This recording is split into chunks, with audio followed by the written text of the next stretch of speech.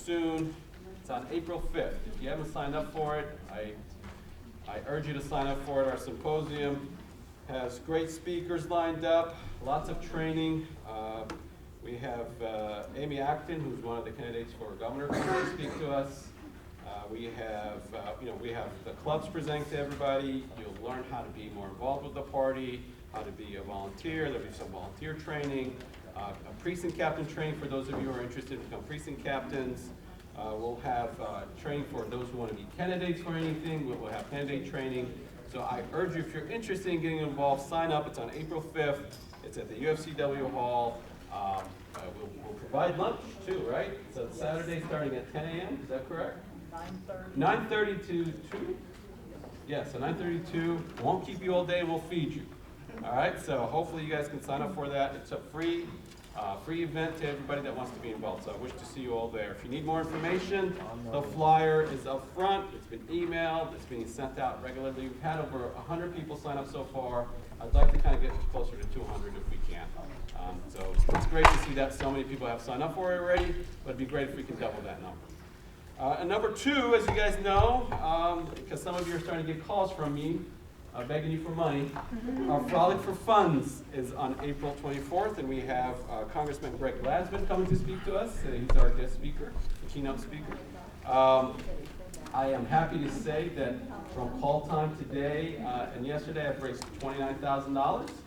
So that money is not in the bank yet. It will be in the bank soon. My goal is to reach $60,000 raised from call time, and our goal for the whole event is to reach $100,000. This year, we're expecting a larger crowd, so we're going to hold it at Sinclair, Building 12, in that big building. We're expecting to feed you guys, and I think we have free parking too locked up for everybody. So don't worry, free parking at the Sinclair parking lot, so you don't have to worry about the downtown parking. Any questions on any of these two events that are on here? Look, I've heard from a lot of you that you guys want to see more events, and I've talked to Zach, who's our membership committee chair, about doing a little bit more events. We are planning a few more events that are not on here, and that's because I don't want to put them on paper yet. You guys know what's happening in May and Dayton, right? NATO! NATO's coming to Dayton. Not just NATO, everybody from NATO, but and I have a feeling that a certain orange person may not be able to hold back from coming to, and letting Mike Turner have all the spotlight. So I'm wishing that person will come in May. And so we have a couple of events planned for May, and we'll be releasing that information soon. I don't want to put it out there yet until we get it all organized. Part of that, I can tell you, is we're planning a town hall for Mike Turner, who will never show up to any Mike town halls. We are planning that to coincide, hopefully, with NATO, since that's his event. So we are going to plan an event like that. But we have a few more events. I know a lot of people want to go out there and protest, but if you're protesting during NATO, I do have to warn you that a certain side of town, the Proud Boys are showing up. They have already told the city of Dayton they will be here. We will plan accordingly for our events. So, yes. I just wanted to say I haven't heard everyone to go to Mike Turner's official website. Yes. Because it has a detailed map on there. Yep. With all of the closures. So I was in a meeting last week with the county and Dayton PD. And they're expecting about 5,000 people. Yep. So I strongly encourage everybody to look at that website. Most of downtown will be shut off that weekend. Okay. Most of downtown will be inaccessible to people to drive in and out. So we'll have to figure and coordinate for that. Okay. Positive note. Yes. Positive. The city of Riverside. Former President Bill Clinton will be getting an award at the closing ceremony for the Dayton Peace Awards. Yes, that's right. So a little bit of a shining light in that whole scenario. That is. All right. At this time. Dayton doesn't get to have all the fun all the time. It's not just that. It's going to be a county effort to do this, okay? And we're not going to do it by ourselves. We're going to work with Indivisible. We'll work with the NAACP, a couple other organizations to pull these events together. We shouldn't be pulling all these things together by ourselves. We have a lot of partners out there that care about these things, and we'll work really hard to get them going. At this time, I do have one appointment that I had to promise for this meeting. And it's Mr. Logan Fry. Logan, come on up. We're adding more young people, which is great. I love it. I love seeing them. Yes, yes. Now, he works for the state, lives in Riverside. Currently, Zach, he's your campaign manager, right? Logan, why don't you say a few words before I make the motion to add you to our executive committee, okay? Thank you. So my name is Logan Fry. I'm not related to Brenda Fry. If you know her, we get that a lot, but we are not related. We do both live in Forest Ridge, though, which everyone gets confused about, but no, we are not related. I graduated from Miami University in 2021 with a degree in political science, and I just started my master's degree at Penn State in a master's of public administration. And I'm excited to be here. Well, thank you, thank you, thank you. And because you already have a central committee member in your precinct that lives there, we can only add you to executive finance. So at this time, I'll take a motion to appoint Mr. Logan Fry, who's not related to Brenda Fry, who is your precinct captain, by the way, to the executive committee. So moved. Moved by Mr. Joseph. Is there a second? Second. It's been moved and seconded. All in favor? Aye. All right. Thank you, sir. Welcome to the executive committee. Thank you for being here. Sorry? What precinct? What precinct? I believe you're in Riverside. M. Yes, he's Riverside M. But he's just on the executive committee. He's not actually a precinct captain per se. Yeah. So, Appointed, not allowed. appointed, not allowed to vote on whenever we appoint somebody to an empty seat. That's the only thing we can vote on. All right. Before I move on to while you're all here, I do want to recognize a couple of people who were named to the 40 under 40. Some young Democrats were named to the 40 under 40. There's 3 of them, and 2 of them are actually committee chairs. So Zach Joseph and Mike Brill. You guys get up. You know, it's okay.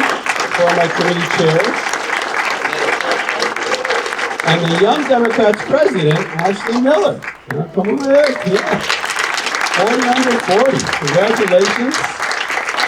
So Dayton Business Journal, congratulations. We haven't had Democrats in a while at the Dayton Business Journal being put on the 40 under 40, so it's great to see that. So thank you guys. All right.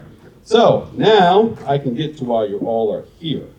You're here to see our special guest, Chairwoman Walters. Now I want to tell you a little bit about her before I bring her up. I've known you for a while now. So obviously this month is Women's History Month, and I thought the best way to celebrate is to invite the first woman who was unanimously elected to be chair of the Democratic Party in Ohio, Ms. Liz Walters. Throughout her career, she worked with people and organizations that support progressive values. She worked with the Obama-Biden campaign back in the day. I remember those days. Congresswoman Betty Sutton, We Are Ohio, obviously the Democratic Party, Ohio Progressive Collaborative, Red Wine and Blue, and many community-based nonprofits and community organizations. Now, while she does all that, she somehow also, in her spare time, is council member and council president at large to the Summit County Council. So, and on top of that, somehow she's still involved with her lifelong passion of Girl Scouts. I learned that. I did not know that you were part of Girl Scouts. So she has been active with the organization as a member, employee, or a volunteer since the age of 5. So without further ado, I know you don't want to hear more from me. I'm going to invite Liz Walters to please speak there.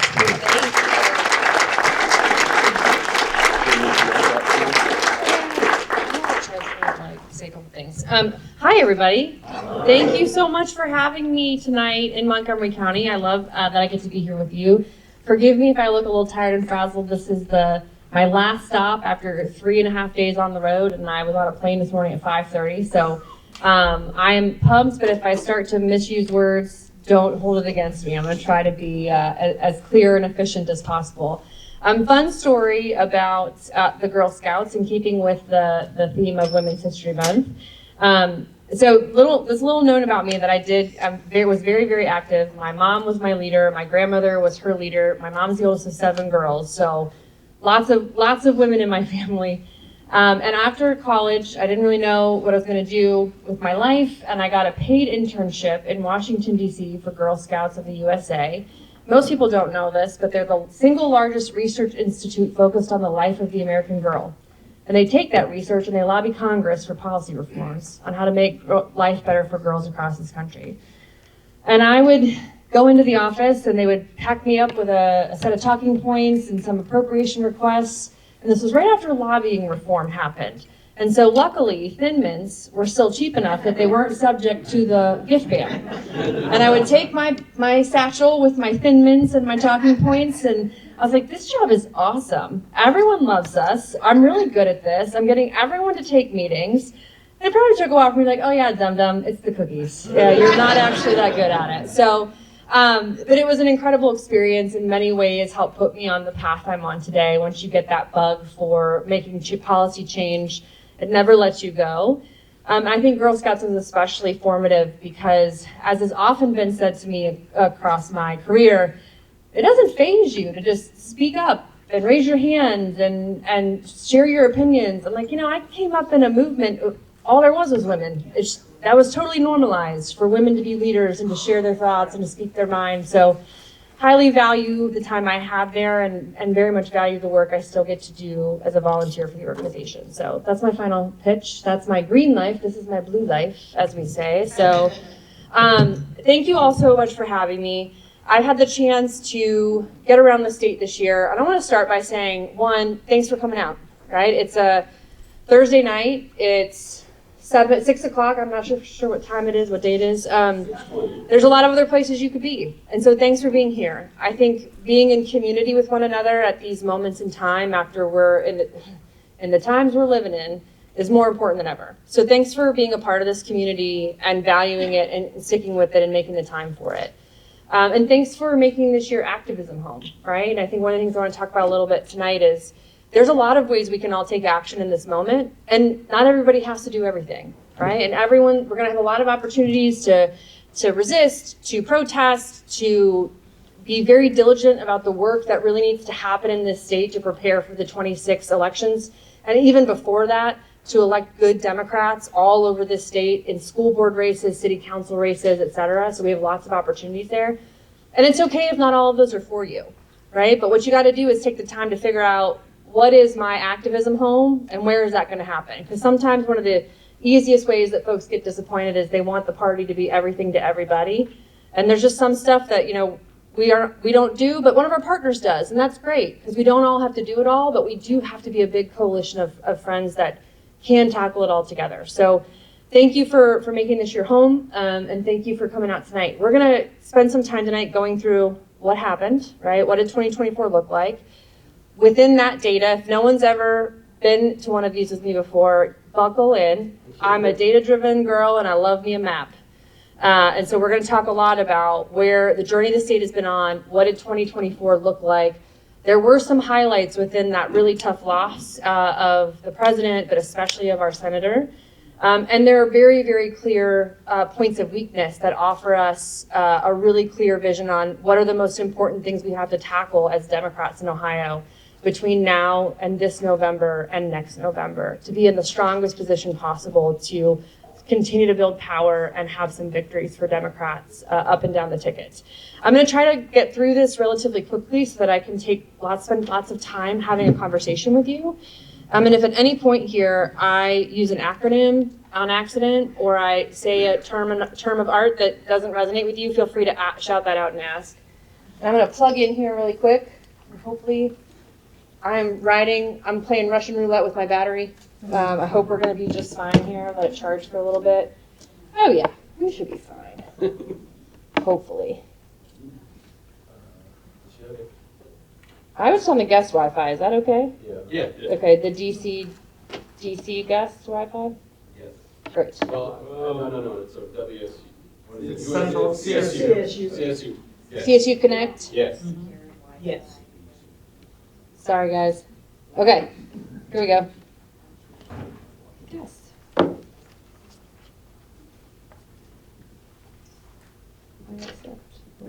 Okay, perfect.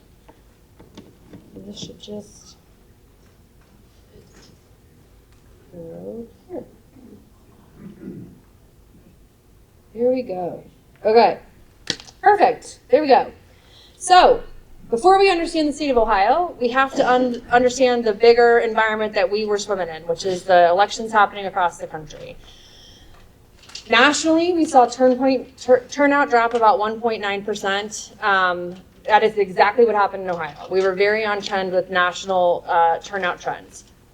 And the data we're comparing, for the most part, this is a comparison between 2020 and 24, so two like elections. Those presidential elections, as you all know, always just have a bigger universe and a bigger turnout. Turnout as a share of the eligible population declined in 43 states, right? And I think the most important and most relevant point of data that all of our party across the country needs to take note of is that turnout increased in 5 of the 7 battlegrounds, meaning Kamala Harris competed for 7 states. She only spent money in 7 states. And even in those 7 states, we only increased turnout in 5 of them. My biggest takeaway from this point of information is that we have to broaden the map. We cannot continue to compete for 7 states and expect to make real change. Competing for votes in this country, I mean, yeah, you can clap for that.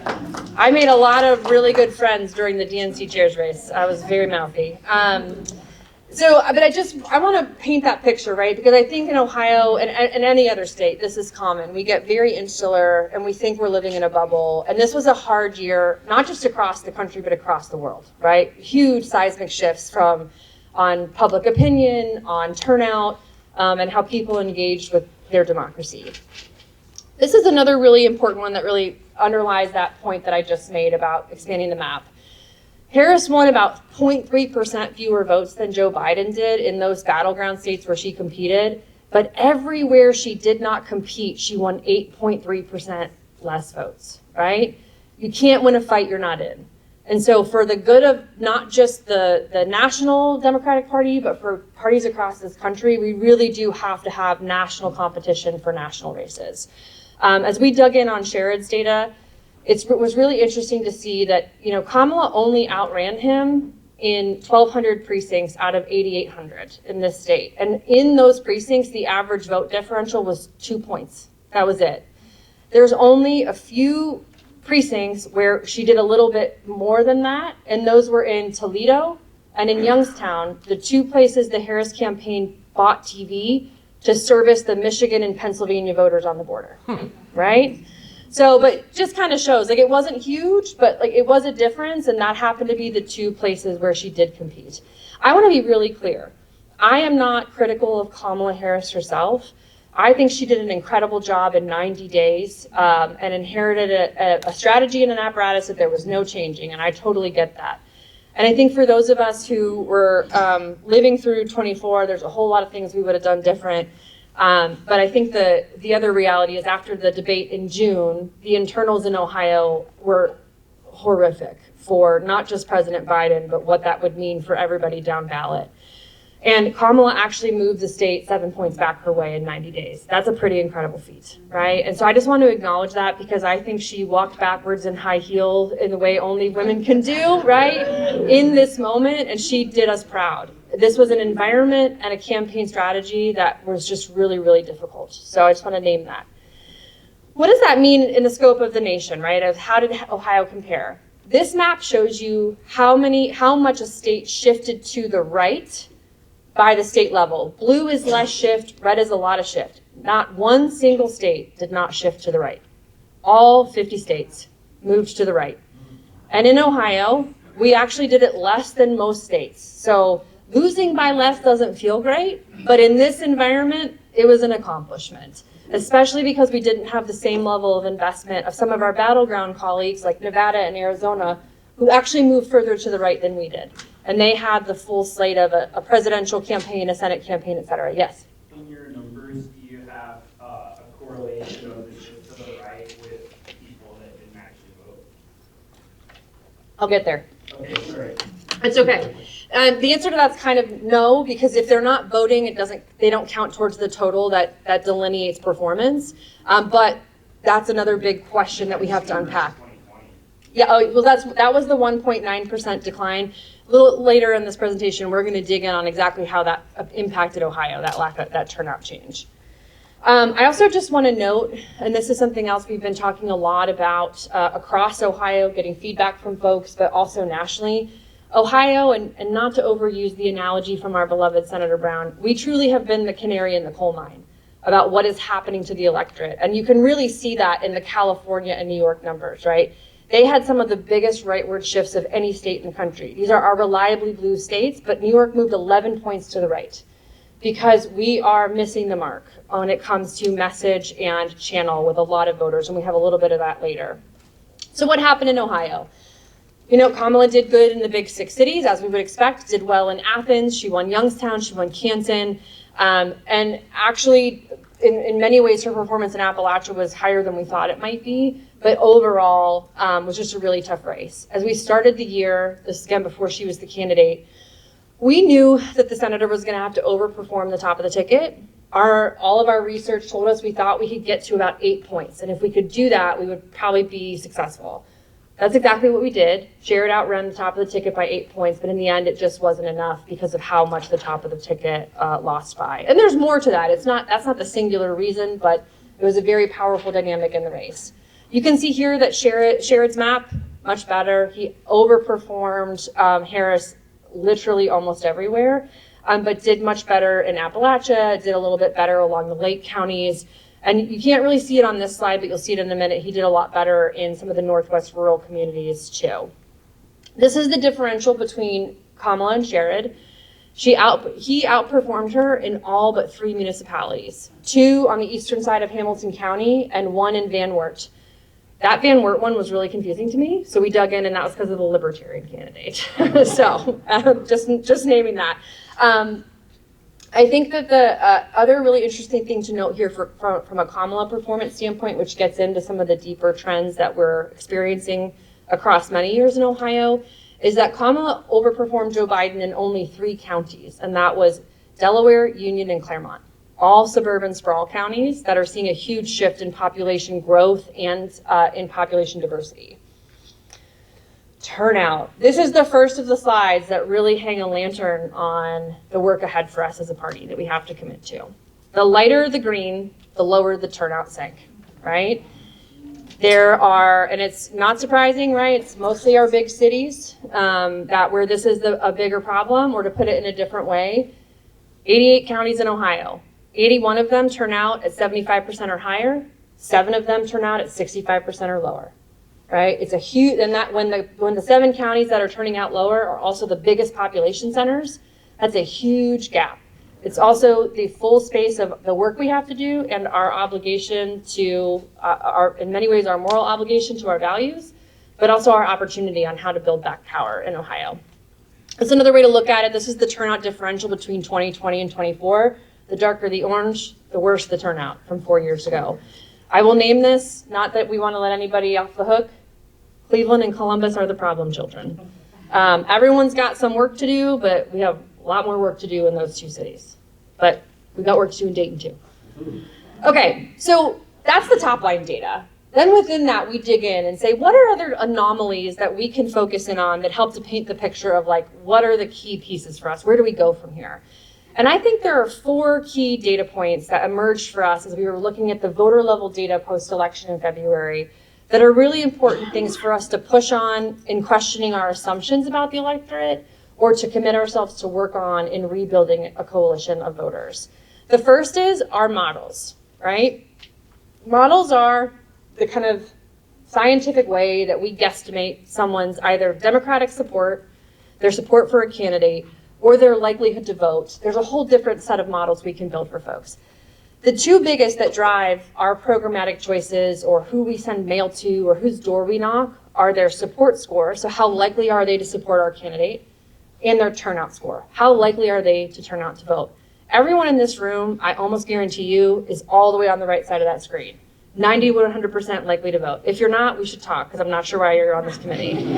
But that is the top decile, right? And what you want this to reflect, right, in 90 to 100, is that the turnout model is aligned within that decile. So here it's 90 to 100, it's aligned at 96.6%. Where we really messed up was that mid-range of voters, right? The model's very broken. So from 30 to 60%, these are people who are 30% likely to vote, 30 to 60% likely to vote, we really undershot the mark. Part of this is on us to figure out why. We're making probably too many assumptions about who these people are.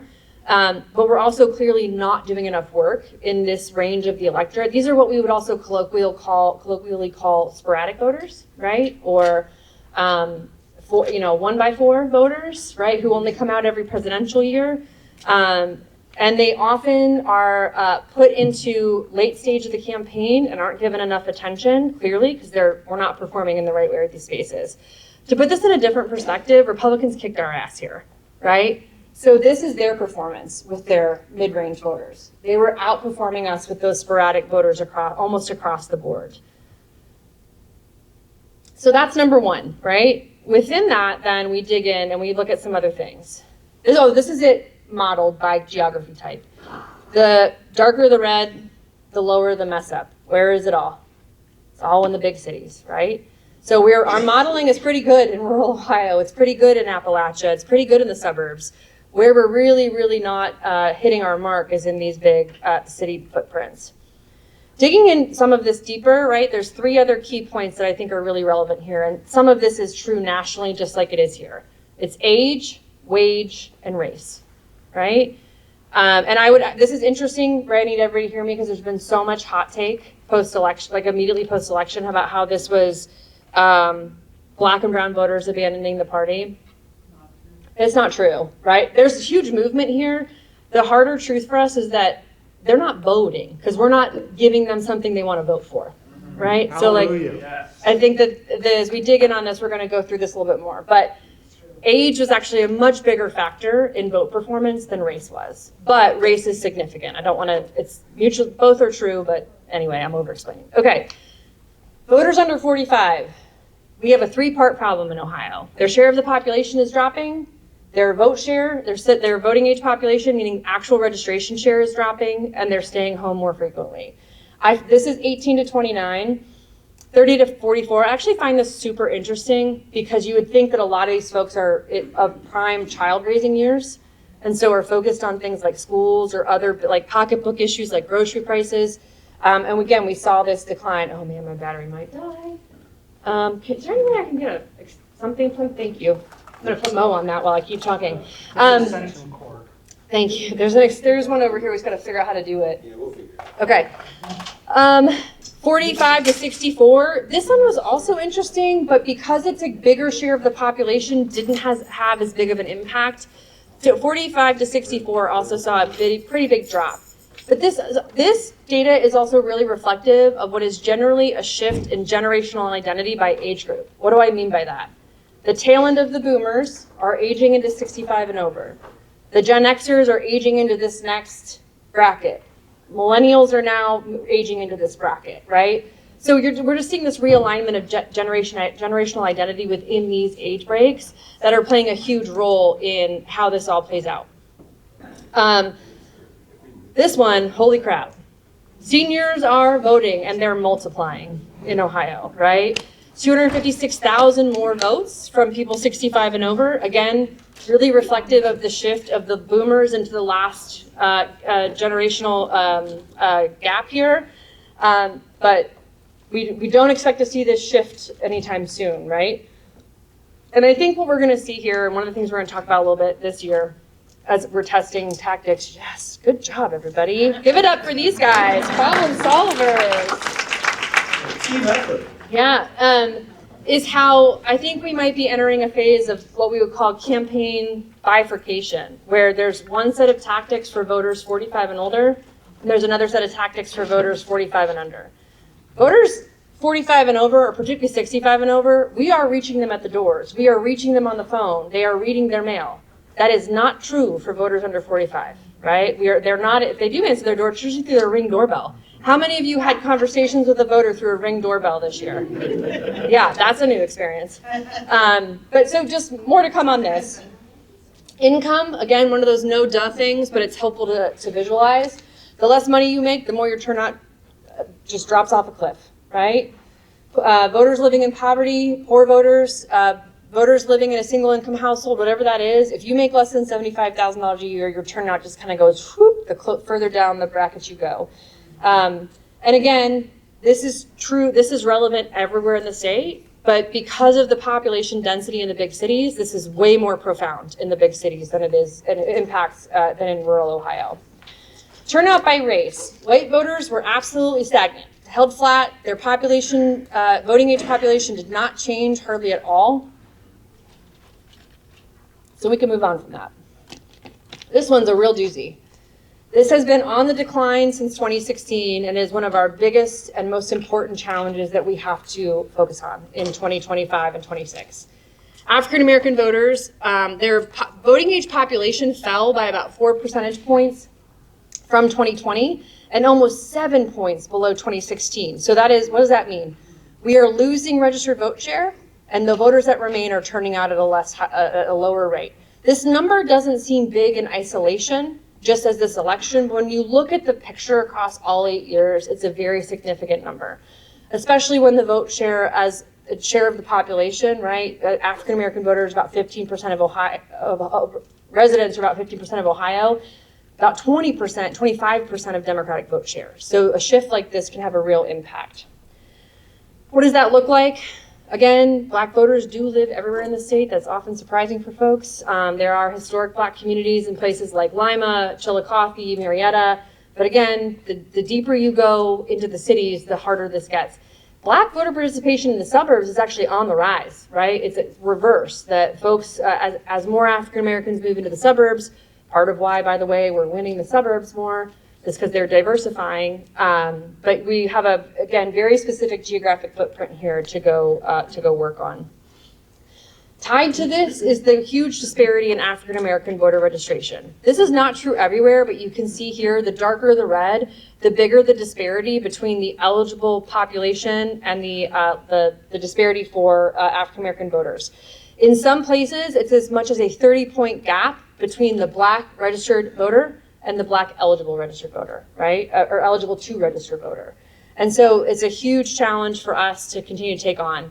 This is one, the reg one, I'm just gonna name this because we have to be real about the state we live in. Voter registration activity in this state for us is a little bit like bailing water out of the bottom of a boat with a hole in it, because Frank LaRose is the Secretary of State. What do I mean by that? In 2024, we registered 350,000 new voters. 2 Fridays ago, Frank announced the latest purge list. It has 352,000 voters on it, right? So we have until September to get those 352,000 people to reconfirm their registration status or vote in a primary, or they will lose their right to vote. Can you imagine that? I can walk into a Walmart tomorrow, probably without an ID and buy a gun, but you don't vote for 2 years and Frank LaRose can purge you without notification. Like, okay, I don't know, that's not how the Constitution should work, but yes. Did I miss you said we registered 354 52, yes. 100,000? Mm-hmm. That's how many he's proposing to purge. Turn around and cut about that amount? Yep. If it wasn't so serious, it would almost be funny, right? Because it's not, they don't even try to hide it. They don't hide it. They're shameless. They're bold as can be with this stuff. Yeah, over the last 10 years, over 2 million voters have been purged from the rolls in Ohio. 2 million, right? Now, some of those people have died. Okay, we agree. Those people should be purged, right? But that's about 6%. So what's 6% of 2 million? Don't tell anybody. I'm not super great at math, but I usually use an Excel spreadsheet for that. That's not a lot. It's not 2 million worth. Do you have an answer? Okay. I was like, let me know. Okay. How many of those percentage was Republicans, independents? Do you have that number? We do sort of. He does not release that information with the data, and not shocking to anybody, he doesn't always release the data in a format that we can run that match to it. Meaning he'll give it to us as a PDF on a hard drive, and we have to go pick up the hard drive from the office and then manually scroll the PDF. That's really hard. It's very labor intensive. This latest round we have, we do have it in a usable format, and I'm looking in the back of the room, and I think Emily just went to the bathroom, and when she gets back, we do have some initial data, yeah.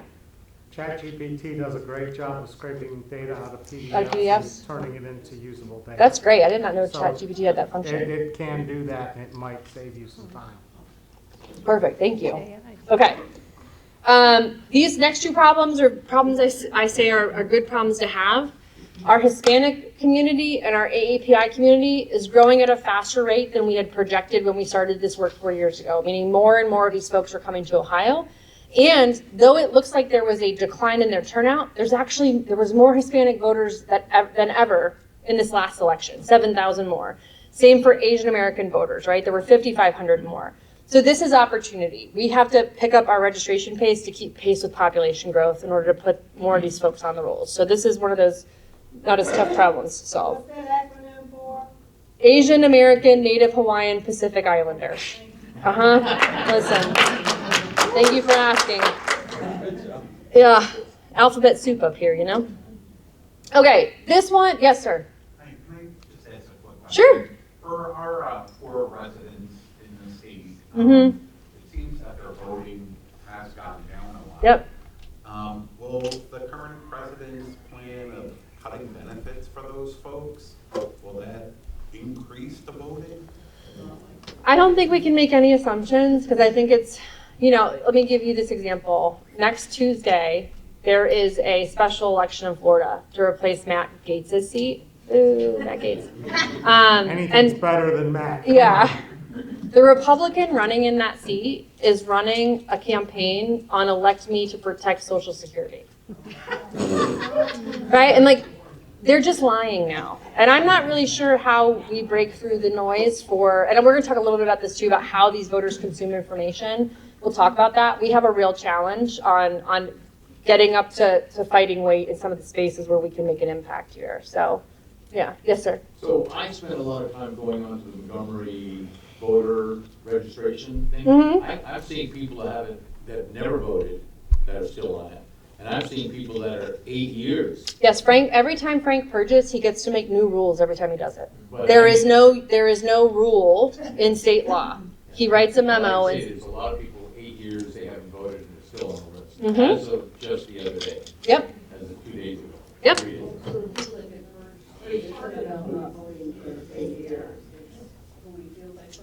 They have some kind of formula that they, air quotes, right? No one knows what it is. He never explains to the public how he does it. But to your point, there's no some people who haven't voted in years get purged. Last year, we had dozens of people in the final purge before the election who were like, I voted last year.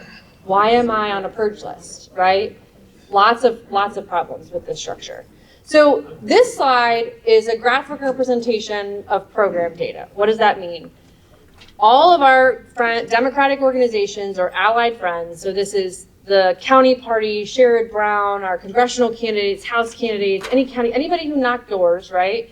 Plus all of our friends on what we call on the other side of the wall. Folks who do work for 501c3s and 4s, who do candidate advocacy at the very end. The Senate Majority PAC, who had canvassers out for the Coalition for a Family-Friendly Economy. We did millions of doors. That's what this is. This is doors and phones. And within that data, we found 9 out of every 10 registered Black voter in Ohio, right? So this wasn't for lack of investment. It wasn't for lack of work. Are there any small children here? Yes, okay, I will, sorry, edit myself. We are messing something up, folks, right? We have to name it. And there's a lot of people who've had ideas about what they think it is. And until we gather real and meaningful data from these voters who we are actually getting to you had to be living under a rock not to see an ad on television or on digital media last year. But we're going to their door, we're calling them on the phone, we are texting them, and they are saying no thank you, right? So this is a critical issue for us, yes. You say Ohio Democratic Coordinated Campaign. So this is including data from... You should never put that up there because it is never coordinated. Every Okay, single thanks. candidate has to build their own This box. is The last successful Democrat to win the state clearly was Obama, who built his own machine. So They have to recruit their own people. They have to recruit. I can answer the question. They have to recruit the whole. I understand what you're saying. I'm saying I understand what we're you're not coordinated. This is a term of vote builder committee, not a term of art, right? All of the data for every Democrat that did work on whether you were a county candidate, House candidate, county party, it all lived under this committee in band. That's the name of it. You want to pick apart the program? I can come back for another meeting for that, but that's. I'm saying the mechanics of running. It seems like we're building the entire car every time, every 2 years, every 4 years. Out of order. Excuse me? Okay, I'm going to bring this back so we can keep talking about the data and we can take some more questions at the end. So here you see Ray also had great capacity in the Hispanic community, in the Asian community. The white vote share here, this is a really interesting question, right? And I think it's one worth asking. As we look around the state at the different parts of the voting reality for the population, the voting reality for the shift, how the vote share is moving around, we do have to push on this one too. In 70 counties, we're the only game in town, right? There's no 501c3 that is focused on progressive issues in Mercer County. It's our wonderful county party led by Sofia Rodriguez, who is building an incredible apparatus and running candidates locally. But we have work to do here, right? And so how do we build capacity to improve our work here, but while also understanding that these are probably very different issues. One of these is capacity, the other is actually the message we're sharing and the channels we're delivering it on. So getting to this, right, and kind of you asked me the question about how voters, poor voters might learn about some of the cuts Trump is making, right? Low information voters decided this election late, and they broke heavily for Trump. And by late, I mean in the last week. So two things. If you were a low information who got purged and then decided you wanted to go vote for Trump, bad news. You're out of luck, because in Ohio, the deadline is 30 days before the election. It is the longest allowable window under federal law. We're one of the longest windows in the country. We're the only state in the Midwest that does not have some form of same-day voter registration. And in case you were wondering, the last time the state had same-day voter registration was in 2012 when Barack Obama won it for the last time, right? They got rid of it after that. Wonder why. But you can see here that, right, the support for Trump increases as traditional news consumption, sorry, did I invert that? Support for Trump increases when traditional news consumption decreases. So if they're not watching their broadcast television, their cable news, they're not reading published news sources, where are they getting their information? It's all social media. These swing voters who decided the election were more likely to get their information from social media than anywhere else, especially the younger they were. This was very real. What do I mean by that? Holy crap, look at this differential, right? We were down across the board, but this is really, really big shifts, especially on TikTok. That was the biggest one, right? We had a huge performance change based on TikTok consumption. Okay. Next, right, if it's the channel, we've talked about the voter, we've talked about the channel. This one is another one. And I want to really point out, all polling in any election is a snapshot of a moment in time. It is truly not predictive. It is informative. Does that make sense? Mm-hmm. It tells you things. What you do with that is up to you. Not everybody does good things with it. Not everybody does bad things with it. This is a summary of 23 million voter surveys across the 2024 election cycle. 23 million people. And what this shows you is the issue importance versus trust in Democrats. So that upper right-hand quadrant are issues that voters say are both important to them, or were important to them in the election, that they trusted us on. It's 3. Mental health, Medicare, healthcare, housing, if just barely, right? Issues that they thought were important that they trusted Republicans on, holy crap, right? Cost of living, the economy, inflation, national security, immigration, crime, social security, political division, poverty, education, drug abuse and addiction, right? We have a real trust gap happening. Now, how much does Donald Trump help kick the ball back in our direction? I think that's a really important question to ask, right? The other thing I want to point out here, which is really important, is it's not that we were completely off the map. We were just on the wrong part of the map. You talk about issues that voters did trust us on, but ultimately said were less important to them in last year's election: abortion, childcare, the environment, climate change, income inequality, voting rights, right? And voting rights is right on the line. So we were talking about issues that voters trust us on. The problem is they weren't the issues that they cared about last year, right? This is a really important thing for us to press on. And as we look at all this data in totality, what does that mean? It means a couple things. One, since 2008, we've been operating under an assumption as a party that when everybody votes, when more people vote, we do better. That may no longer be the case. Let me be really clear. I am not saying that we should not encourage more people to vote. What I'm saying is this is now a much bigger persuasion game than it used to be, right? As we look at the electorate, we can no longer, everybody hear me, no longer, at our own eternal peril, take any single voting block for granted. Every single voter is a persuasion voter. No one is baked in on part, especially if they're under 45. I don't care if they're white, black, brown, yellow, blue, red, right? All of these young voters, especially because of how they consume information, are highly malleable, and we have to work on that relationship longer and be much more clear about what we offer that is different than the Republicans on issues that they care about. That has to happen. And that has to happen across the country. And for us in this state, that has to happen in the big 6 cities, or we are going to have a really hard time putting together a winning coalition that can elect a Democrat statewide. So, our 3 things, right? We've been working on these 3 commandments for a while. Number 1, stop the bleeding in rural Ohio and move the needle back our way, at least 1 to 2 points more if we can get it. Good news is we're actually doing this, right? And in some counties, we have moved the needle back as much as 7 points our way across the last 2 cycles. We can be proud of that. That's great. Gain ground and eventually win in the suburban battleground counties, which is the fastest growing part of the state and the fastest growing part of our vote share. Even in the loss last year, right? Almost all progress across these counties. We had more growth in these counties.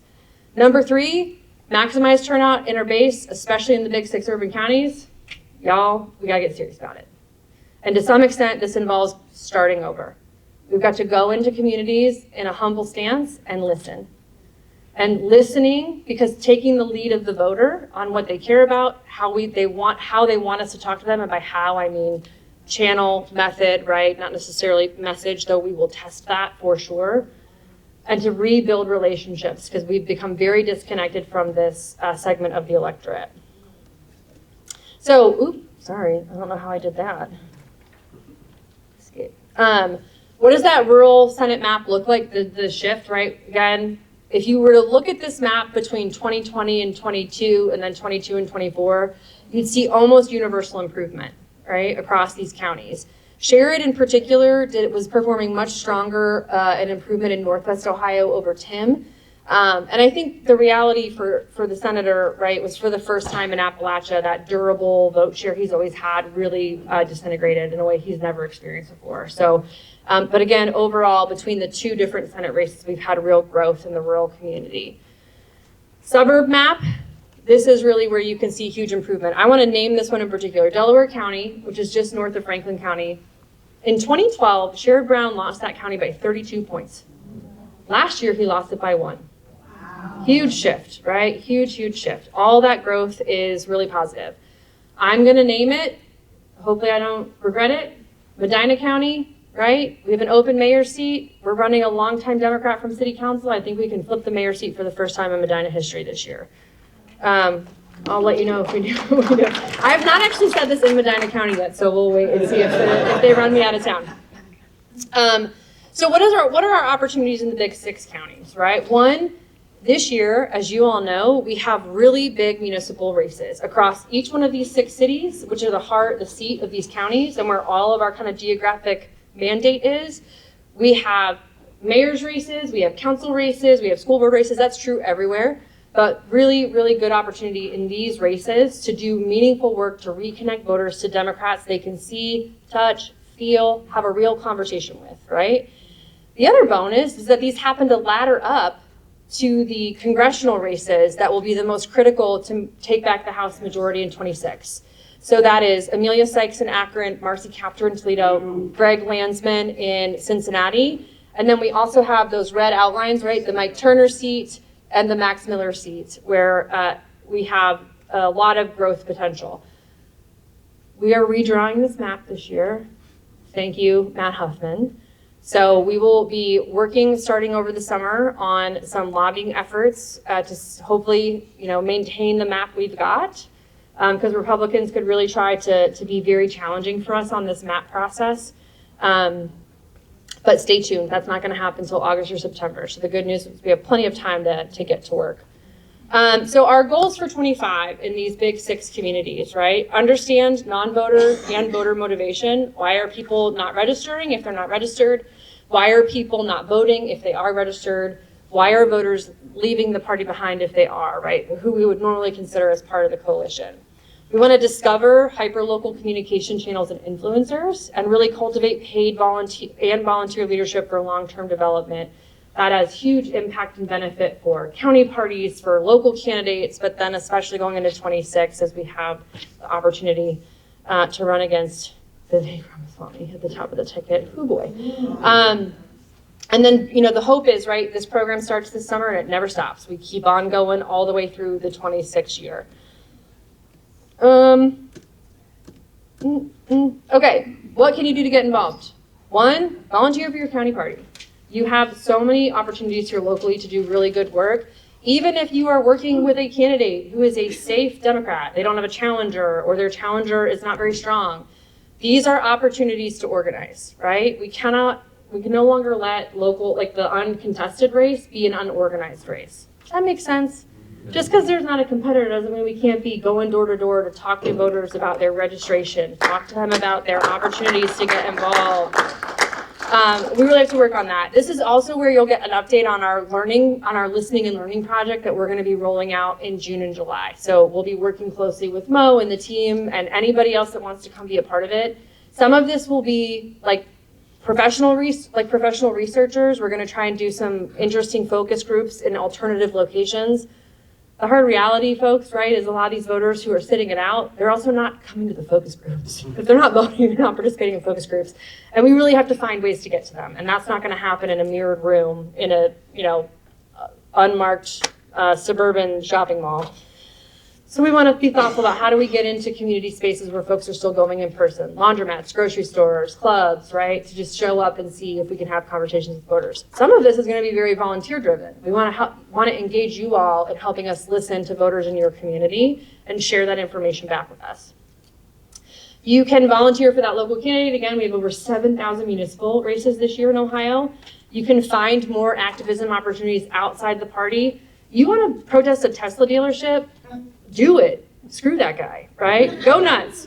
We're never going to organize that, right? We're not the right home for that organization. We've got really critical registration work, stuff like that to do, and we can't do all of it.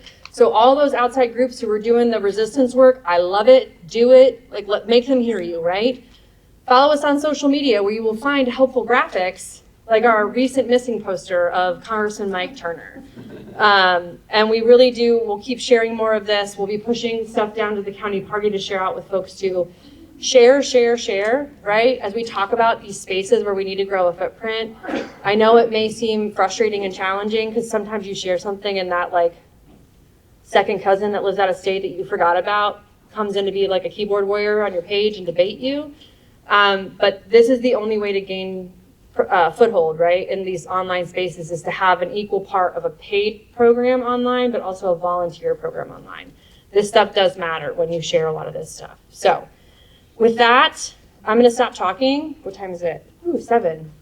I'm over my time. You're fine. I'm right at my time. I can do a couple questions before I turn your meeting back over. Yes, ma'am. It's not a question, it's really an observation. I just want to amplify. Those under 40. Demetria, can you give me 1 minute? Sure. 1 minute. I'm sorry. I have to head out because most of you know I'm a Muslim. It's Ramadan. It's the last week of Ramadan. I got to make it to mosque before the next 30 minutes. It's Ramadan. I'm a Muslim. You guys know that. So I have to head to mosque soon, and I'm going to hand the meeting over to my vice chair soon. But before I leave, I wanted to make sure we left you the little gift to remember Dayton. You guys had to do that. Yeah, we did, of course. So got your little gift basket You from guys are so kind. Dark Lane Market that has everything that Dayton has to offer. I just thought you could Snacks for the ride home. and I want to thank her for you guys. I mean, she literally was in New York. Yeah, I flew from New York this morning. New York this morning. Shaking rich people down for money. So I want to thank you for doing that. Appreciate you being here. Yes. We love you. And at this time, you can take a few more questions. Okay. Thank you guys. Thank Great seeing you. If you have any questions for me, call me. You guys all have my number and email. So, all right. Thank you. Have a good fast break. Thank you. Yes. Okay, back to you, ma'am. I just want to say, one of the issues for those, I believe, for those that are under 40 working with youth and young adults is buy-in. Mm-hmm. They don't care about voting for a D. Yep. They are truly independent. Yeah, it really is about issues. Yep. And so we just can't be on our laurels like, oh, well, we'll just go Yep. and knock on doors. and they're gonna vote for us because we're Democrat. They don't care. That's right. And so I just wanted to make that, you mentioned it, but I just wanted to bring it, Yep. bring it home with that, because And that's reality. I think that's exactly right. It's that, but it's also vibes, right? Right? And I think there's this really brief moment after Kamala became the nominee where we had Brat Summer and those guys are weird. And I was like, oh my God, we're finally winning the internet. And then somewhere in the bowels of Delaware, they're like, no, we must talk about fascism. And we went back to talking about fascism, and you just kind of saw online engagement go whoop, because it won, obviously not an issue that was important to voters, right? And also not a vibe. It was very boring and depressing, right? No one was like, ooh, I don't want to hear about that. But yes, thank you. Yes, sir. Yeah, so my thing is, I got into this about 2 years ago and got into being, I'm an acting precinct captain. Okay. All right, because the guy who's a precinct captain in my area doesn't do anything, and that's the Yeah. problem. Mm-hmm. So in Washington Township, we have 30 precincts, and we have 9 people doing something. So Yep. that's something that needs to be taken care of. Yep. We need to get We need people real out, we not need be party building outdoors. across the state. 'Cause Yeah. that's a lot of votes that are not being taken care of. Mm-hmm. Yep, nope, completely agree. I'm very much there. I think the challenge from a state party side is that every county party does it a little differently. There's no uniform structure for a county party across the state. If you, like, in Cuyahoga County, this group is 1,200 people big, right? They have huge amount of proceeds. Yeah. By that, Montgomery County had a problem with their precinct captains. They appointed some people that had no desire to do anything whatsoever except stay home, and have done nothing, and it's been up to people to just kind of pick up the So, pieces and run. yeah, and I think part of this is, I got to take a hit on this because part of this was that Montgomery and Hamilton County were using an antiquated set of rules that allowed you to appoint people as precinct captains who didn't live in the yes, and you're not legally allowed to do that. If you're going to be the actual elected precinct captain, you have to live in the precinct under state law. And so we went in and vacated a ton of people 2 years ago here in Hamilton County. So I can take part of the blame for that, right? So whatever we can do to help rebuild and help party build at the PC level, we want to be helpful with. I appreciate that, though. Yes, sir. So I read that this 10th congressional district is the most competitive Yes. of the 10 Mm-hmm. of the 10 districts that are controlled by Republicans. That's what I'm trying to say. Mm-hmm. Is that true? Yes, it is. So what is your advice in terms of defeating Mike Turner? Well, I would say if no one saw him on CNN 2 weeks ago, go get that clip and share it everywhere across. So if no one saw it, Mike Turner was on CNN doing the whole, I love MAGA, really, let me be your defender spiel, right? He was the talking head. And the CNN reporter interrupted him and said, Congressman, I'm sorry to interrupt, but I'm just seeing here that Pete Hegseth announced that we are going to cease our cyber attacks on Russia. And Turner goes, that's not true. I was the chair of the Intelligence Committee. I know what they were doing. There's no way we would do that. And she's like, it's right here. Like, this was the announcement. And you just kind of watched, like, word salad spew out of his mouth because he was just so caught off guard. I just think it's a helpful and telling moment that, like, he's on the outside. And so whatever we can do to push on that is really, really important. Get him a primary opponent that's to his right. That'll help a lot. And then we got to recruit a candidate who will be able to raise some resources, and we'll help with that too. I will say, though, again, just want to name this, until we have a map that's final, we have to acknowledge it's going to be hard for us to recruit a candidate. That's a really hard jump to get people to make. So the map should be done in September. The map could change for District 10? I think it could change everywhere. And if they're looking to retire someone they don't like, I think he's on the top of their list. Yes, ma'am. I'm thinking about the $30 million they're sending out and trying to break the union, especially the teachers union, Mm-hmm. by having those charter schools, and they are not unionized. Mm-hmm. And I've seen a lot of people that are confused, a lot of non-union people. Mm-hmm. And young workers in the education field, not the one in the public realm, but in the charter realm, and also they're doing these new plants, auto plants, overseas, so they won't have to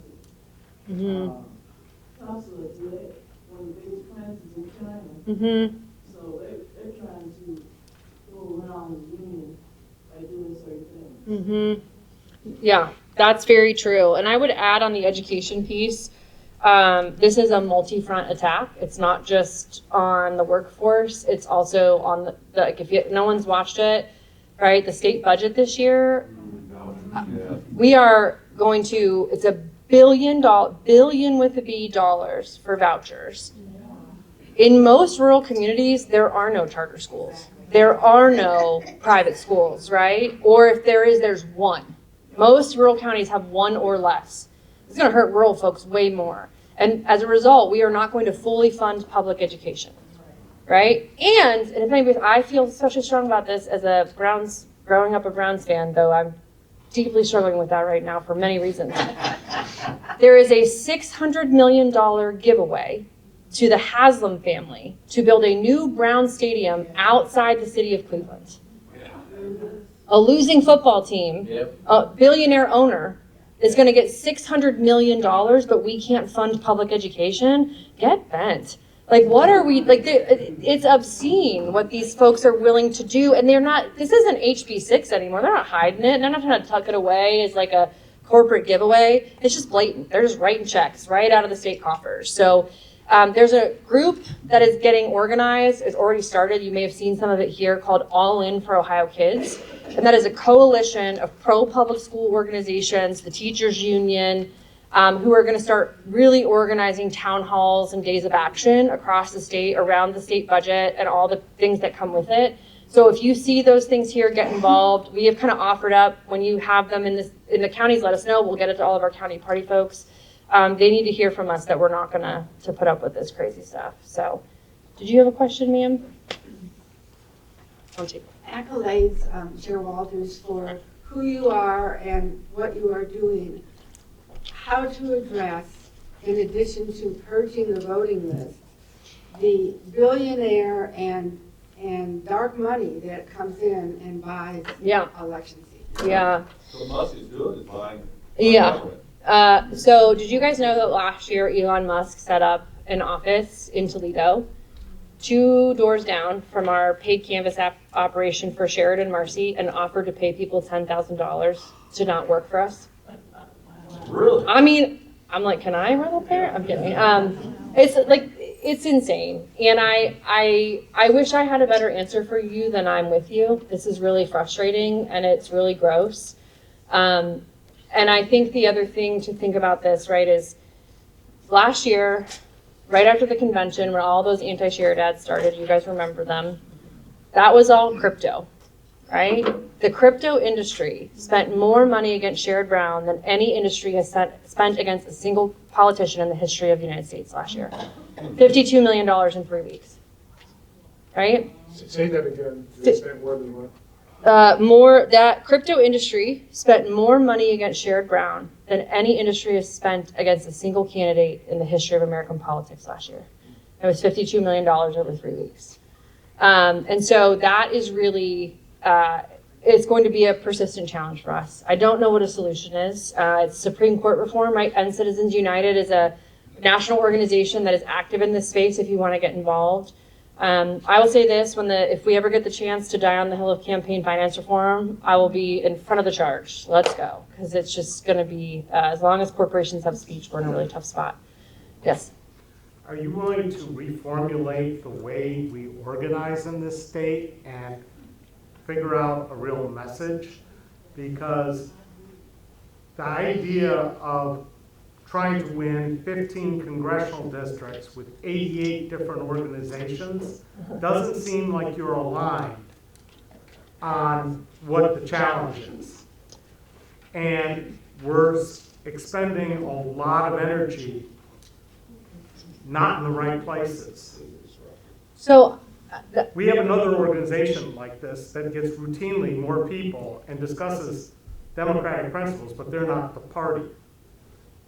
I'm sorry, I'm not. There's like 4 questions in there. So let me start with the first one. The answer is yes, hence this project for the summer, right? Like, and I don't have an answer on what the organizing model will look like. I don't have the answer what the message is. That's going to come from the voters. That's where we have to start. If we're not starting there, we should not waste our time because that should be how we do all of this work. As for building coalition of these organizations around the state, we are always endeavoring to do that. But at the end of the day, right, like the state party is not, I'm not in charge of the county parties. They are individual operating organizations, and there are rules that we all have to live under DNC bylaw or state bylaw. But this is an independent legal organization, and so we try to support and build coalition where we can. I would say, that continues to improve all over the state. It's never gonna be perfect, and there's always room to grow because there's always new organizations emerging and new movements emerging. But I do think that diversity actually is in many ways a strength, and hear me out when I say that.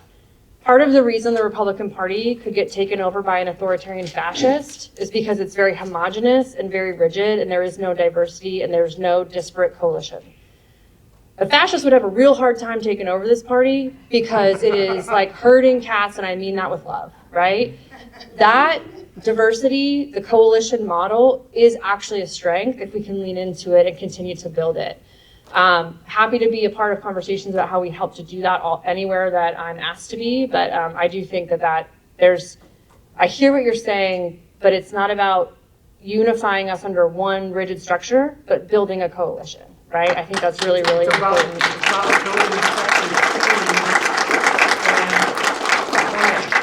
Yes, sir.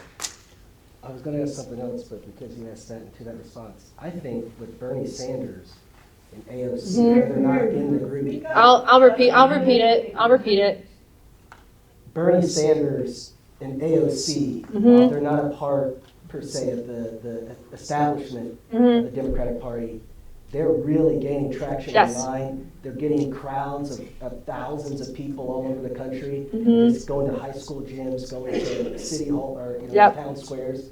I think that's a model to look at. My other question, or just a comment. Yeah, sure. And my question is this. Next year, we have a statewide slate again. Yes. And the Republicans are playing musical chairs. Sure. They're all, in my opinion, I know it's an open primary or whatever, but is there any strategic, and this may not be appropriate to answer, but is there any strategic idea or plan to kind of put people in a position where, the governor's going to be wide open. I mean, they've had this, the Republicans have a regime. I mean, they've been in power for 20 years. Yeah. Can we get, even if we can't get the governor, lieutenant governor, can we get the secretary of state? Can we get the attorney general? Can we get someone strong? And I shouldn't name names, but, can we get, Cordray and Sherrod and people we know can win Ohio and have won Ohio? And, it may not be what, we just getting back on. I understand what you're saying. So look, two things, right? I would say this. One, Sherrod is not ruling out running for governor. So that is under consideration, and they are figuring out their life. I think Dr. Acton is working really hard and getting around the state, and people are really responding, right? That's something different. We have a lot of time. That doesn't seem like it. There's a lot of time between now and December. So I think you're going to see the field shift and change quite a bit. Two things on that front, right? One, recently the state party changed our bylaws, and we will be remaining neutral in open primary seats unless there is a compelling reason to intervene. I actually think that some healthy primaries in this state may not be a bad thing. Engender some interest, get people off the sidelines, get them working on the candidate that they want to see. But to the last point, I think the other thing we should be, actually there's like three things I want to say. Okay. One, the hard reality of Ohio as a state is that most of the political money in this state flows to who's in power, and that is dictated by cap square. So big corporate dollars from the state government lobby side. So for Democrats, we end up having, as a party, like I was just in New York. I don't want to go to New York. No offense against New York, but like it's a fun city, but like a lot of the big Democratic donors don't live yet. Les Wexner here, but there's no Democratic equivalent of Les Wexner in Ohio, right? And so it's a lot of travel, so it can make that kind of ability to kind of zero in on a singular down ballot race really difficult. The top of the ticker really sets the tone, and that race has to be competitive for anybody else to come over the line. And if you need any more evidence of that, Last year is one, right? We spent $400 million in this state on the Senate race across both sides. It wasn't enough because the gap at the top of the ticket was just too large. Again, not an accusation, an observation.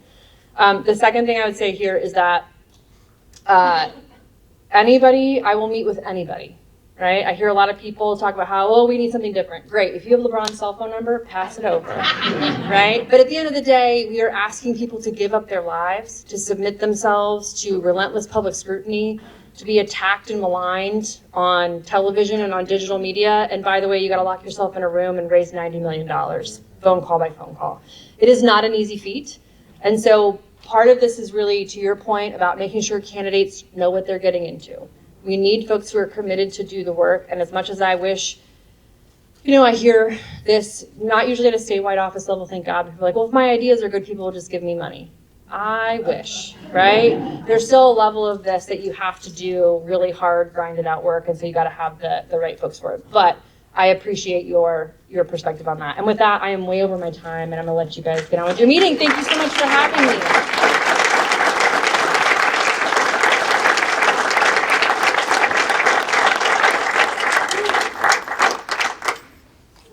And hope you guys don't mind, I'm gonna sneak out. I'm going home to Akron tonight, so I got a bit of a drive in front of me. Thank you guys for having me. I'll sneak out the back. You guys go on with your meeting. I know you got other things you want to do. Do you have a card I could send you the question? I Should complicated things. might, and if I don't, the young woman in the back will. I am out of them after. Oop, you get my last one. Thanks, Sam. So we'll in the back. Well, let him take a picture of it. You take a picture of it. You can take a picture of the card.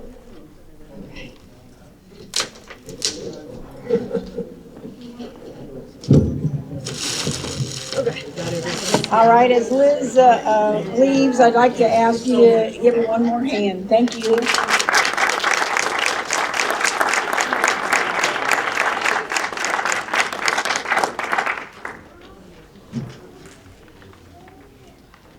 All right, Mike Brill, would you like to do a report here on the communications, please?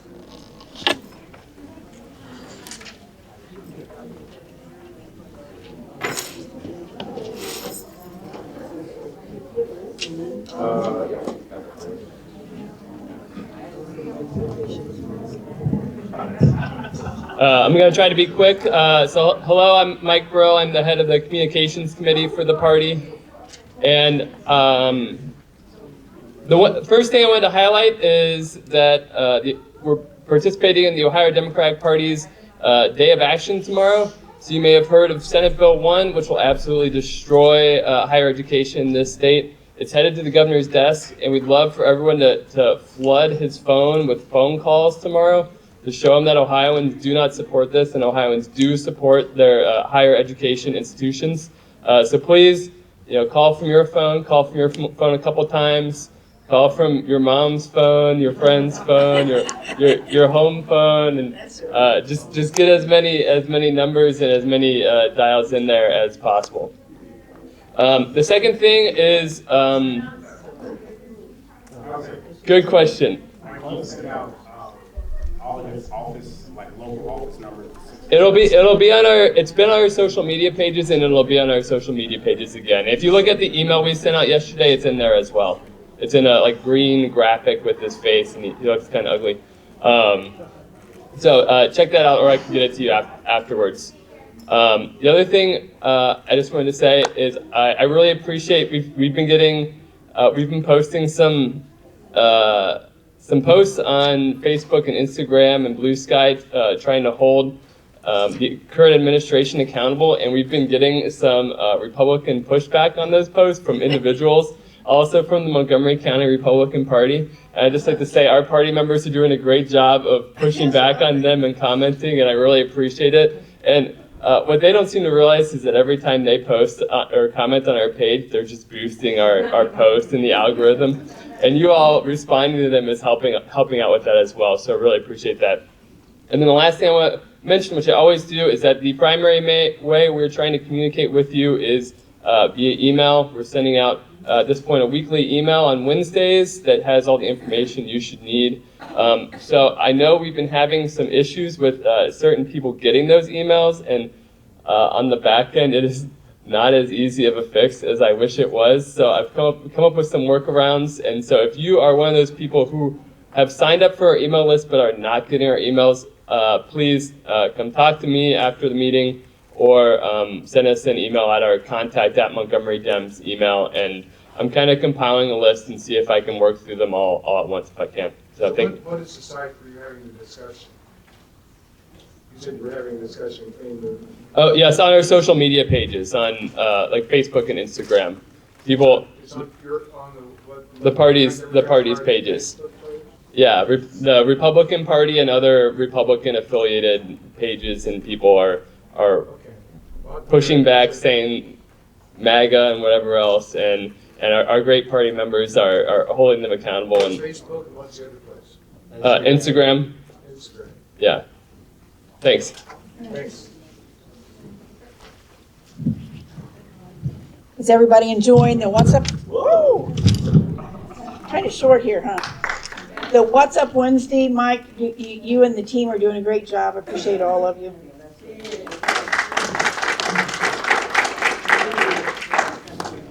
Zach, on membership. All right, how's everybody doing? We got a little bit of a tough act to follow coming behind Liz Walters and talk about membership of the party.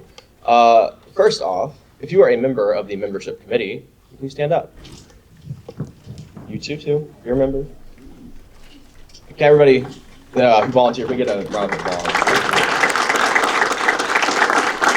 So, this is not something that is just my doing. We've had 2 meetings so far, very, very good discussions about what we're going to be doing as a committee, and this is our first time up here on the podium, so I just want to give a little bit of grounding of what we're doing, right? So when I got involved with the Democratic Party, it was Obama's 2012 campaign. I was a junior in high school, right? And it was that grassroots initiative. He set up an office in the town I grew up in, and he got me engaged, right? I had a mission, I had a task, I had something to do, and I haven't looked back since. I always felt like I had a purpose.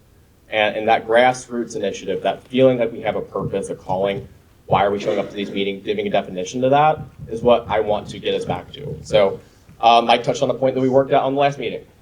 We did a little bit of a working session through NGP ban and found out there was a little bit of an issue if you didn't sign up. If you sign up for the email list and you didn't register or like go to your email and click sign up, that it would not send you out emails. So we're still trying to pencil down what the problem is there, but working on that. And good saying, right? If you build it, they will come. We can see that across our clubs, right? Young Dems, South Dayton, Northwest. People are coming, right? And they're coming to our website.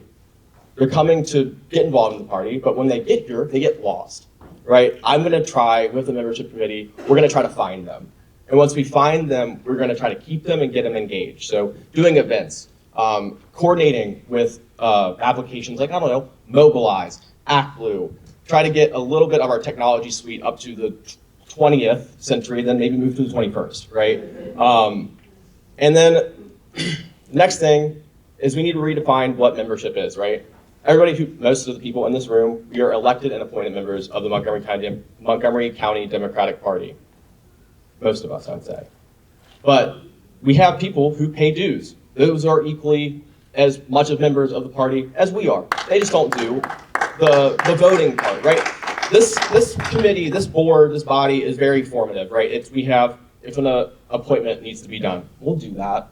If a vacancy comes up, we'll appoint that person. We'll endorse a slate of candidates. But beyond that, like, we're all activists, right? So we have a bunch of people in our county, Representative South Dayton Dems, you see a whole room full of people who want to do something, right? And it's reaching out to them and saying, you're a member of the party as well. Getting rushed on. So more to come with that.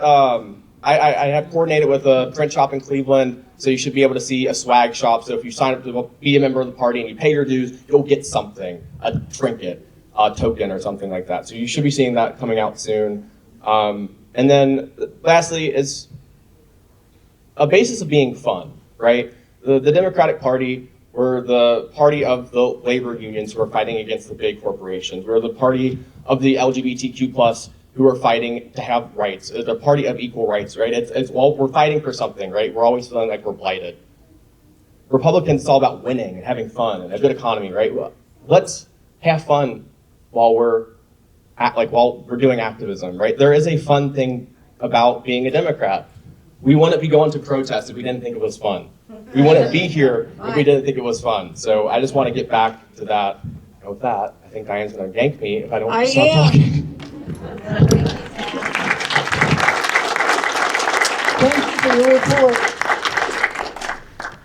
All right, Tia. Look at this. Woo. I'm trying her. I'm starting her young. Yes, you are. All right. Mommy. All right.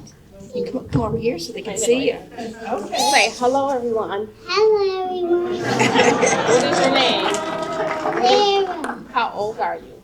3 years old. All right. I'm really shy, guys. I know you guys don't believe it, but in front of I can talk to people individually and just go on and on, but in front of a crowd, I have to get used to it. And I've lately been being put in so many spaces where I have to speak, so it must be part of my calling. So I am the chair of the Community Involvement Committee. I was initially asked to be the chair of the Membership Committee. I felt uncomfortable asking people for money if we're not involved enough in the community. I give money to organizations where I feel are doing things in the community or doing what we want. So I made a counter offer to be the chair of community involvement and work closely with the membership committee because I think they go hand in hand. Zach has some great ideas, and I thought he would be a great person, along with Destiny Thomas, who is going to be his co-chair. My co-chair is going to be Uriah, and together the four of us are going to work and do the best that we can. The committee Community Involvement Committee have officially launched as of this Saturday, because this was the first time I actually sat down with leadership. I would not move forward until I sat down with leadership first to make sure we are all on the same page and that I get the support and I support leadership the way it should be. You know, when we're unified at the top, then we can execute more efficiently and mitigate waste at any time.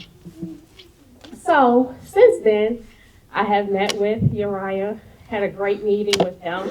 I sent out a flyer to the executive director for review and approval before it is released out to the club presidents.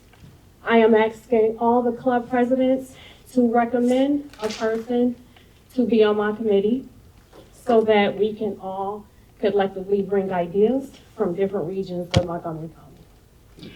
And that's where we are now. We are in planning stages. It will be milestones and phases in between, which Uriah and I will agree upon. And then once we have that, we will execute and we're gonna have fun.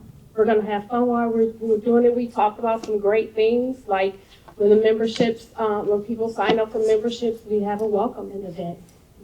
They talked about starting from the beginning. Well, we have to engage people, connect with people, make them feel a part, have some fun, talk about important things. We have to support one another. Liz talked about starting over. Well, I think this is one of the ways we're gonna start over. We're gonna engage youth, the youth. All kind of great ideas. But I don't want to be the only one bringing ideas. I want to hear from others. So the committee members will bring a lot of the ideas too, you know, so, and together we'll work. And that is all I have.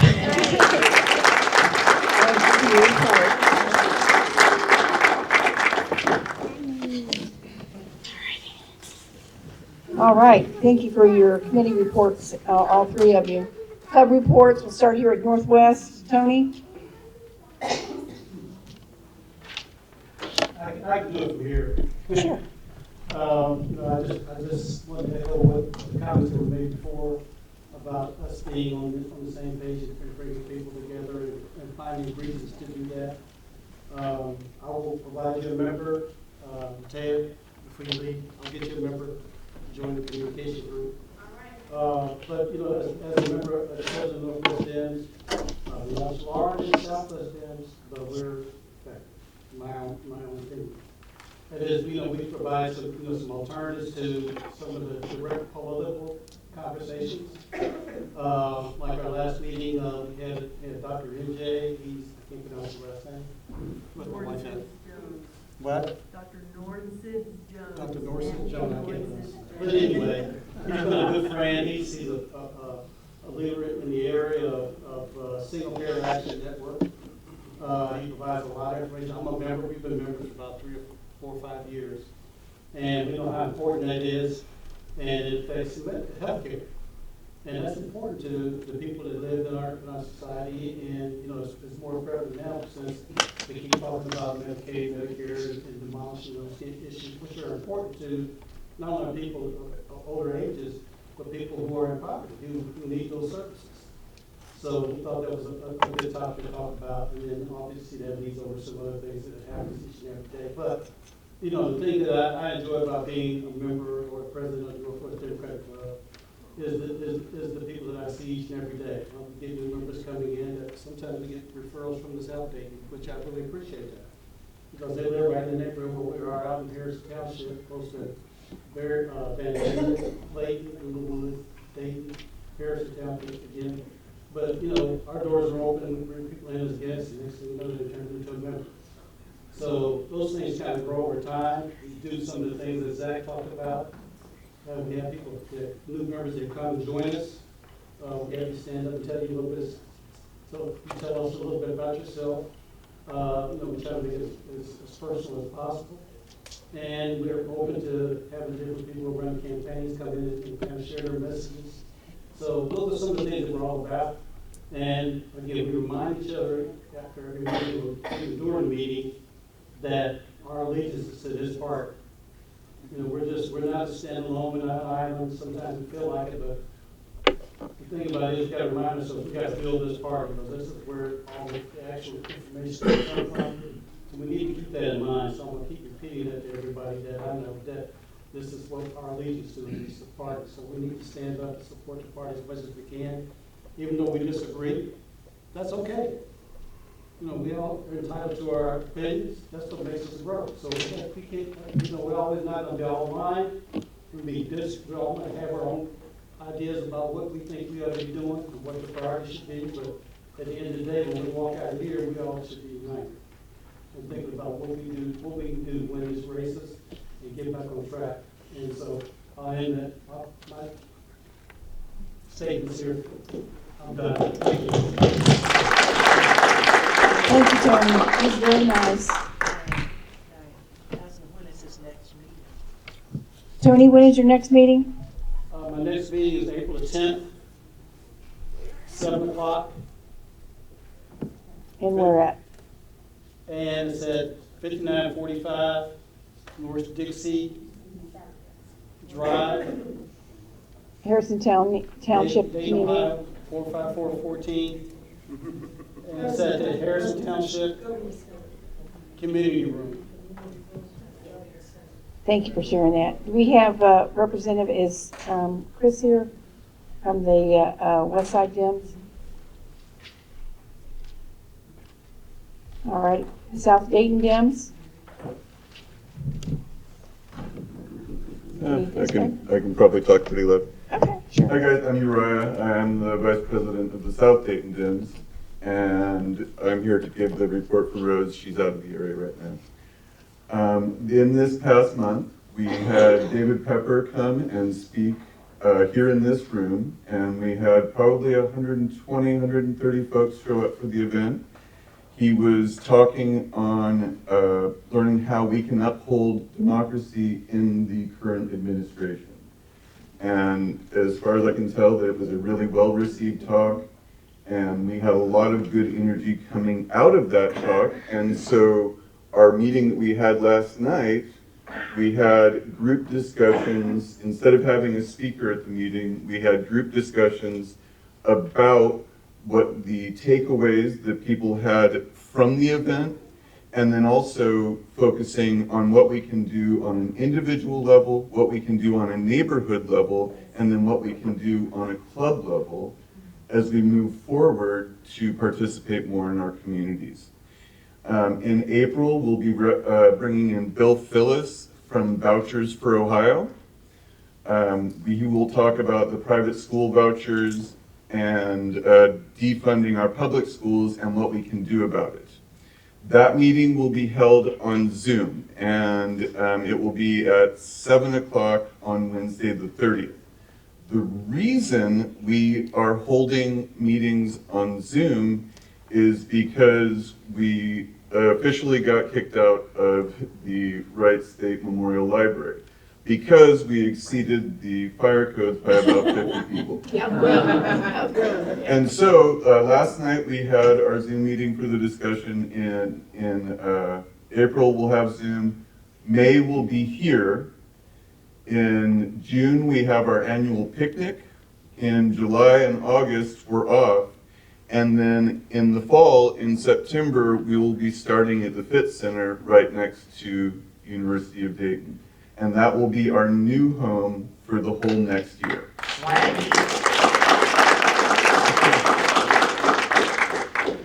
We are on May 1st, we are doing our first friend-raising event. And it's just it's an informal get-together at Eudora Brewing Company. And it is, let's see here, it's from 6 to 9 p.m. on May 1st. And you don't need to RSVP, it's just about everybody coming together and having a good time together and building community. We have our Team Democracy small teams are off and running right now. We have, so Team Democracy, hey Mel, would you like to say something about Team Democracy? I think she's the perfect person to speak to it. Just real fast, we're just trying to get people together in community in their neighborhoods, within their city. So it's something we talked about before. If you're interested, you can see me after. And then it's been a lot of success and energy, and you can make your team how you want to be. We can give you the basic framework on how to get people together. There you go. So you can get a hold of Mel, or you can email us at southdaytondims@gmail.com, and we can get you connected into the process. Beyond that, our club continues to grow, and we get new members weekly, and we are excited and ready to make a positive impact in the next few years here. So thank you.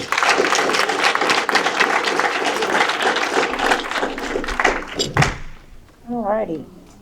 Greater Dayton Young Dems, Ashley?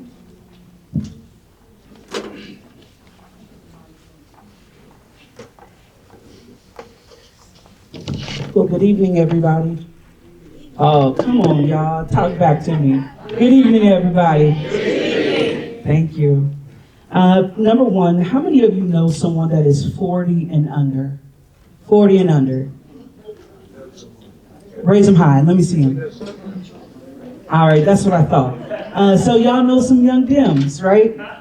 So what we are doing, some of you may have received well, first, my name is Ashley. I am the president of the Young Dems. Put your hands up. There you go. All right, so you may have gotten an email from me about an Igniting Change event that we are hosting. So we had to move it back from April because we are in full support of Frolic, and we want to ensure that we are able to help the party with raising funds for that. So please be on the lookout for an updated date for that event. We're honoring some community leaders, some folks that just were groundbreaking, shattering during this past election and in our community. And so we would that you would come out and support us during that time and just be in the place. Would you pass along the word? We will have those flyers out as soon as we secure our location, just because of that date change. So please be on the lookout for that. Additionally, we are also holding a town hall coming up as well. We are also securing that date as well. We've had to move that as well. So please just stay tuned to our social media, our Instagram. If you want to give me your email, your personal phone number, I'll be glad to take it. I don't know why I can't talk. I think I'm just tired. But if you want to pass along that information, I will email you personally those updated changes. We are looking to revamp the Young Dems. We are looking to grow the Young Dems. This is the perfect opportunity that we have. And so, number one, we need our elders' support, right, in order to make this space thrive and grow. We need your support. We need your heart. We need your passion, because we learn from you all, right, on how to be change agents in our community. And so if you support us, we can go and pull some folks along as well, some young people. So again, how many of you know folks 40 and younger? All right, so once you see the information, what are you going to do? You're going to pass it along, right? Oh, come on. And you're going to pass it along, and you're going to invite some young people, and you yourself, you're also going to come out and support. Amen? Sorry, I forgot where I was. I'm not at church, am I?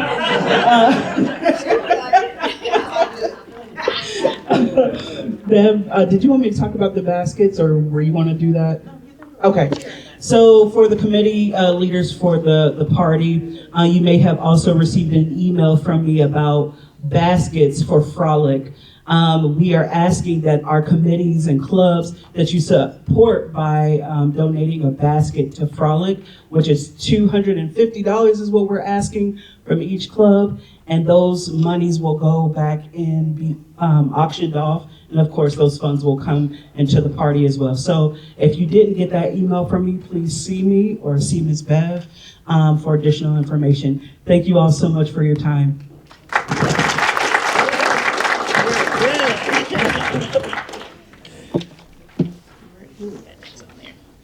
This one, babe. Oh, don't trip. All right, UD Dems.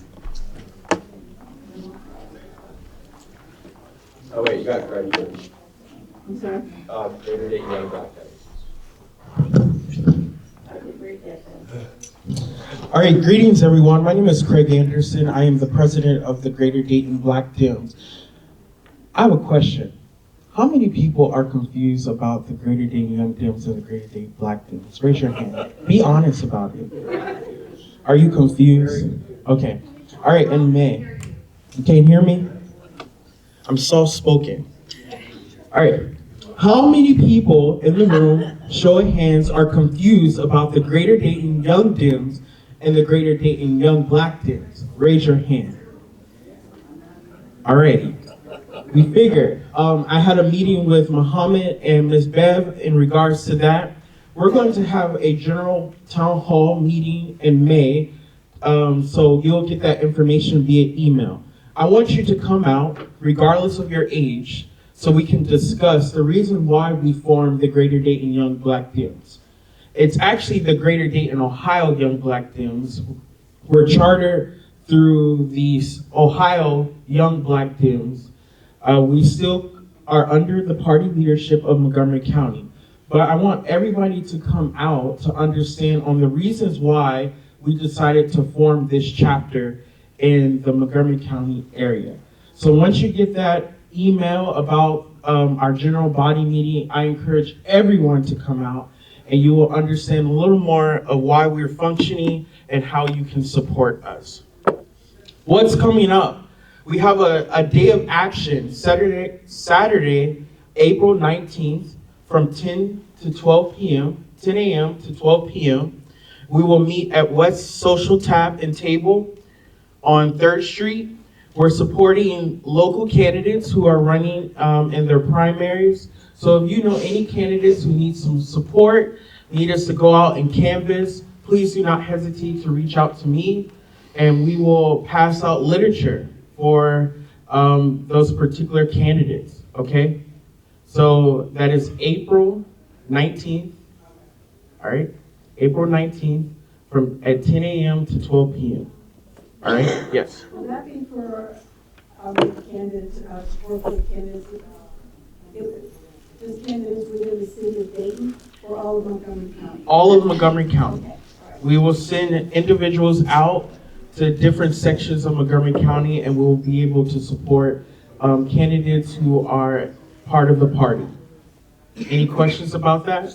Can you say where you're meeting at again? West Tap Social. West Tap Social. All right, we have a Greater Dayton Young Black Dems Community Service Project. We decided to make care packages and give roses to the lovely mothers of 3 nursing homes. So I would love for everyone to come out and join us as we pass out roses and a gift package, a gift bag with some snacks and items to Mary Scott Nursing Center, Grafton Oaks, and St. Joseph Nursing Center. That will be Saturday, May 10th from 1 p.m. to 4 p.m. We will meet at Mary Scott Nursing Center first, and then we will travel to the other nursing centers. That is Saturday, May 10th. And our last one, headshot happy hours. Come on out and get a free headshot and drink with us, okay? For free. Come on out. We will have that event at West Tap Social on Tuesday, May 13th from 5:30 to 8 o'clock. It will be Taco Tuesday night, so you're more than welcome to come and enjoy tacos and get a free headshot and a free drink on us. All right, so we're encouraging everyone to come out. As of right now, even though it says Young Democrats, we are encouraging all ages to join our initiative. We're encouraging all ages to join our group. As of right now, there's no cap on the age. There's no cap on the age because we believe that, as Ashley said before, we need your advice, we need your wisdom, we need what happened back then and how can we contribute to supporting candidates nowadays. So I encourage you to join. I encourage you to reach out to me if you have any questions or concerns. My phone is available. My last thing, I want to thank the Montgomery County Party, Ms. Bev and Muhammad, for reaching out to me last month. January, I lost my grandmother, and 7 days later, I lost my little brother. All right, so that was extremely tragic for me. So I have been taking the time, going through grief counseling and a lot of other things.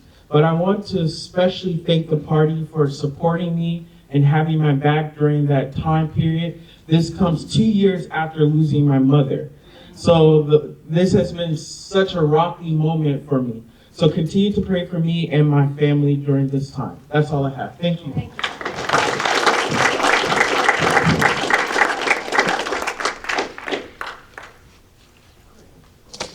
All right, we have, UD, I'm sorry.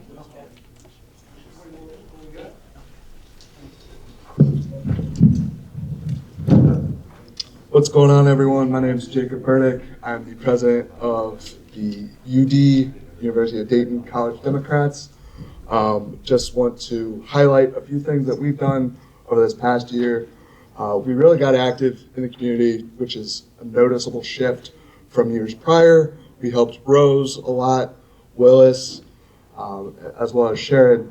We were coordinating with the Montgomery County Party as well as the state party. And we really hope that passion and determination continues throughout the next couple of years. And I just want to highlight, we will be coming to Frolic, probably about 5 of us. However, you guys need your help, we're happy to support. Last year we greeted people at the doors, took coats and stuff. We'd be happy to do that again. Like I said, however you guys need help. That's all.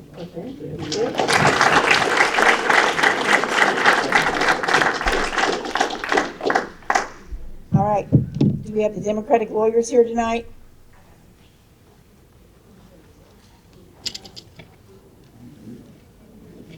Oh, I thought somebody started coming up. All right. Do we have any unfinished business? I've said it 3 times. Do we have any unfinished business? Have any unfinished business? Hearing none. You'll close. Do you have any new business? Yeah, afterwards, DBC at a patio. I'll be there. Meet me. That's it.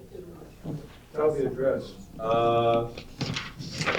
41 Madison Street. It's,